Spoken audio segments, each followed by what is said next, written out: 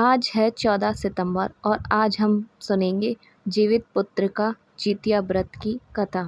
भगवान श्री कृष्ण और जीमूतवाहन के जीवन से जुड़ी यह कथा है। जीमूतवाहन एक उदार गंधर्व राजकुमार थे। उन्होंने अपने माता पिता के वनवास के बाद नागों के जीवन की रक्षा के लिए अपना जीवन एक नाग के बदले गरुड़ को दे दिया था। गरुड़ जीमूतवाहन की इस त्याग और उदारता से इतने प्रसन्न हुए कि उन्होंने नागों की वंश की बलि लेना ही बंद कर दिया था। सभी को जीवन दान दिया, जिससे पुत्र की दीर्घायु और सुरक्षा का व्रत शुरू हुआ। जीमूतवाहन की कथा। एक गंधर्व राजकुमार जीमूतवाहन जो परोपकारी और निस्वार्थ थे। जीमूतवाहन ने अपने पिता के बाद राजपाट अपने भाइयों को सौंप दिया और अपने माता पिता के साथ वन चले गए।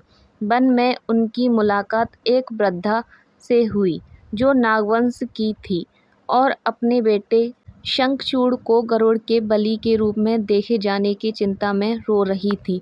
नागों ने गरुड़ के समक्ष वचन दिया था कि वे हर रोज बलि के रूप में एक नाग देंगे।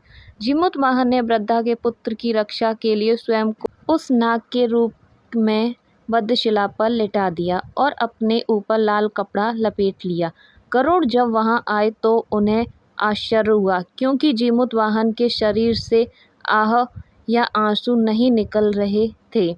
जब गरुड़ ने उनसे अपना परिचय पूछा और जीमूतवाहन ने अपनी पूरी बात बताई, तो गरुड़ उनकी उदारता और त्याग से अत्यंत ही प्रसन्न हुए।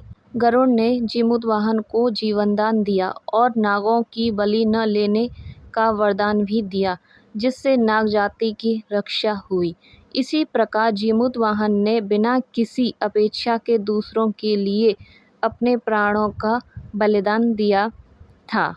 कथा का संबंध जितिया व्रत से इस महान बलिदान के बाद हुआ। पुत्र की रक्षा सुरक्षा के लिए जीमूतवाहन की पूजा करने की यह प्रथा भी शुरू हुई।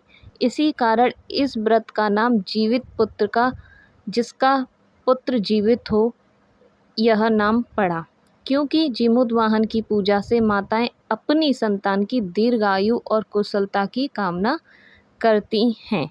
धन्यवाद। आपका दिन शुभ हो।